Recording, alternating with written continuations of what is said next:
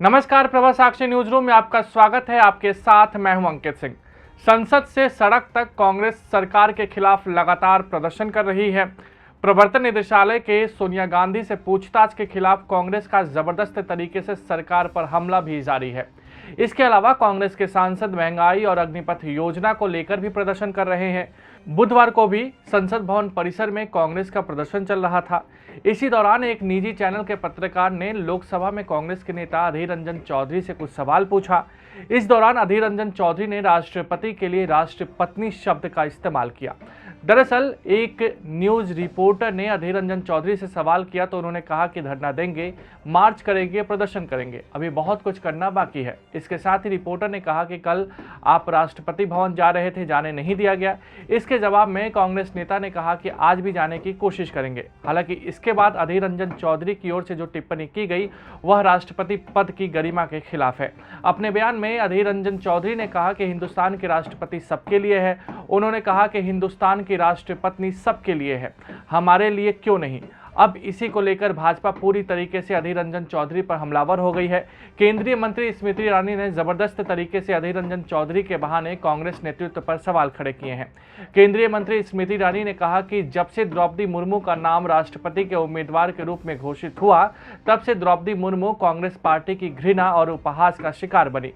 Congress party ने उन्हें कठपुतली कहा, अशुभ कहा, अमंगल का प्रतीक कहा।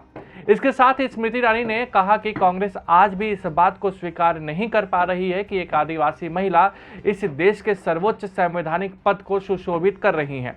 सोनिया गांधी द्वारा नियुक्त नेता सदन अधीर रंजन चौधरी ने द्रौपदी मुर्मू को राष्ट्र की पत्नी के रूप में संबोधित किया, यह जानते हुए भी कि यह संबोधन भारत के हर मूल्य और संस्कार के विरुद्ध है। यह जानते हुए भी कि देश के सर्वोच्च पद की गरिमा को यह संबोधन अटैक करता है, तब भी कांग्रेस के इस पुरुष ने इस तरह की घृणित कार्य किया है। उन्होंने साफ तौर पे कहा है कि यह दुनिया और देश जानती है कि कांग्रेस पार्टी आदिवासी और गरीबी को विरुद्ध है। उन्होंने कहा कि एक गरीब आदिवासी महिला पर यह टिप्पणी करना कांग्रेस ने सोनिया गांधी की अध्यक्षता में यह संस्कार विहीन, मूल्य विहीन और संविधान पर चोट पहुंचाने वाला काम किया है। श्रीमती द्रौपदी मुर्मू जी का जब से राष्ट्रपति पद के उम्मीदवार के रूप में घोषणा हुई, तब से लेकर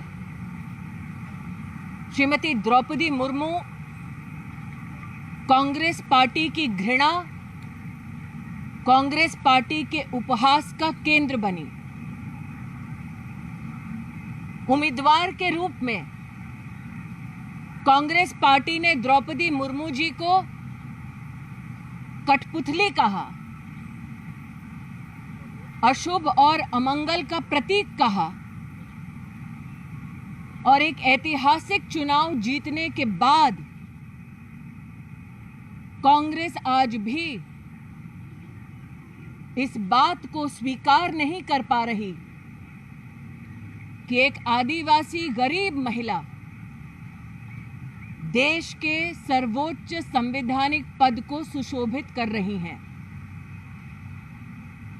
सोनिया गांधी जी द्वारा नियुक्त नेता सदन अधीर जी ने द्रौपदी मुर्मू जी को राष्ट्र की पत्नी के रूप में संबोधित किया, ये जानते हुए कि ये संबोधन भारत के हर मूल्य, हर संस्कार के विरुद्ध है। ये जानते हुए कि ये संबोधन उस सर्वोच्च संवैधानिक पद की गरिमा को अटैक करता है, तब भी कांग्रेस के इस पुरुष नेता ने ये घृणित कार्य किया। ये दुनिया और देश जानती है कि कांग्रेस पार्टी आदिवासी विरोधी है। ये देश जानता है कि कांग्रेस पार्टी गरीब विरोधी है। ये देश जानता है कि कांग्रेस पार्टी महिला विरोधी है। लेकिन कांग्रेस का इस हद तक गिर जाना कि देश के सर्वोच्च संवैधानिक पद पर आसीन एक आदिवासी महिला, गरीब परिवार की महिला का इस प्रकार से अनादर करना, उनकी गरिमा पर प्रहार करना, कांग्रेस ने सोनिया जी की अध्यक्षता में ये संस्कार विहीन, मूल्य विहीन और संविधान को चोट पहुंचाने वाला काम किया है। संसद में और सड़क पर कांग्रेस पार्टी और उनके नेताओं को राष्ट्र के प्रथम नागरिक, देश की राष्ट्रपति द्रौपदी मुर्मू जी और देश से माफी मांगनी चाहिए। अधीर रंजन चौधरी की टिप्पणी के खिलाफ वित्त मंत्री निर्मला सीतारमण समेत भाजपा के महिला सांसदों ने विरोध प्रदर्शन किया है और अधीर रंजन चौधरी से माफी की मांग की है। इसके साथ ही अधीर रंजन चौधरी का भी बयान आ गया है। अधीर रंजन चौधरी ने कहा है कि हमने गलती से वो शब्द कहा और भाजपा इस मुद्दे को तील का ताड़ बना रही है। सुनिए अधीर रंजन चौधरी ने क्या कहा है।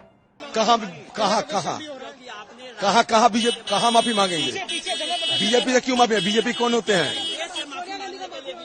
अरे चूक से एक लफ्ज निकल चुके, चूक से, इसलिए मैं कल ही पत्रकार कह रहे थे कि भाई ये एक बार चूक हुई है। आप कल मैं काफी सारे मीडिया वालों से बात किए, कभी नहीं ऐसा किया। पहले कहा राष्ट्रपति, उससे साथ साथ निकल चुका राष्ट्रपति। पिछले माफी मांगने की सवाल ही नहीं। माफी किस लिए? चूक हो गए भाई। आप मोदी मीडिया वालों को खुशी करने का मेरा क्षमता नहीं है। आइए ना एक साथ आइए। आपको नहीं, सबके एक साथ जवाब देंगे। कल और परसों लगातार हम लोग जब विजय चौक की तरफ हमारा प्रदर्शन जारी रखे थे, परसों भी हमसे पूछा गया, कल भी हमसे पूछा गया पत्रकार की तरफ से, मीडिया वालों से, कि आप कहां जाने का कोशिश कर रहे हैं। परसों भी मैंने कहा था कि राष्ट्रपति भवन हम लोग जाना चाहते हैं, राष्ट्रपति से मिलना चाहते हैं हमारा बात रखने के लिए। कल भी ये नौबत आई। कल भी मैंने ये कहा कि हम राष्ट्रपति जी भवन जाना चाहते हैं, और राष्ट्रपति बोलने का तुरंत बाद मुंह से निकल गया राष्ट्रपति जी के साथ मिलना चाहते हैं। उसी समय ये पत्रकार बात सुनते ही निकल चुके। मैं उनको ढूंढने का कोशिश किया, लेकिन देखा नहीं, क्योंकि मैं उसी समय उनको कह देते कि ये गलत शब्द निकल चुके हैं, आप इसको मतलब इसको तवज्जो दिया करो। क्योंकि हम जानते हैं हिंदुस्तान की राष्ट्रपति, चाहे वहां ब्राह्मण हो, चाहे मुसलमान हो, चाहे आदिवासी हो, कहीं जो भी हो, वो हमारे लिए राष्ट्रपति। अचानक एक बात निकल चुकी है तो मैं क्या करूं? एक बार निकल चुके हैं, सिर्फ एक बार, तो एक बार ये चूक हुई है by default. But the some ruling parties members and the party in a deliberate design trying to make a mountain out of a molehill। तो ये दुर्भाग्य की बात होते हैं। मेरा बात तो सुन लिया करो, वो जो वीडियो अब देख लिया करो। मैं सबको ये दावा देता हूं कि मैं जिस पत्रकारों मीडिया वालों के ये वीडियो बात कही थी, वो सब देख लिया करो ना। एक बार बाय डिफॉल्ट चूक हुई है, सिर्फ एक बार निकल चुकी, तो क्या करे? अभी मुझे फांसी पे लटकाना है तो लटका दो। देखिए बीजेपी क्या करता है उससे मेरा कोई निर्णय नहीं है। इसके साथ ही साथ सोनिया गांधी ने भी कहा है कि अधीर रंजन चौधरी ने माफी मांग ली है। खैर, इस मुद्दे को लेकर संसद में भी जबरदस्त तरीके से हमला देखने को मिला। भाजपा जबरदस्त तरीके से कांग्रेस को घेरने की कोशिश कर रही है। भाजपा इस मुद्दे को राष्ट्रपति पद की गरिमा बताते हुए कांग्रेस पर निशाना साध रही है और जबरदस्त तरीके से कांग्रेस पर हमले कर रही है।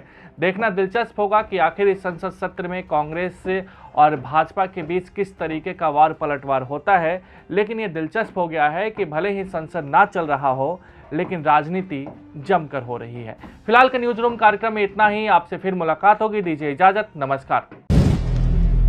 अगर आप भी लेना चाहते हैं देश दुनिया की तमाम जानकारी, तो आज ही सब्सक्राइब करें हमारे चैनल को। साथ ही नीचे दिए बेल आइकन को जरूर दबाएं ताकि हर अपडेट आप तक पहुंच सके।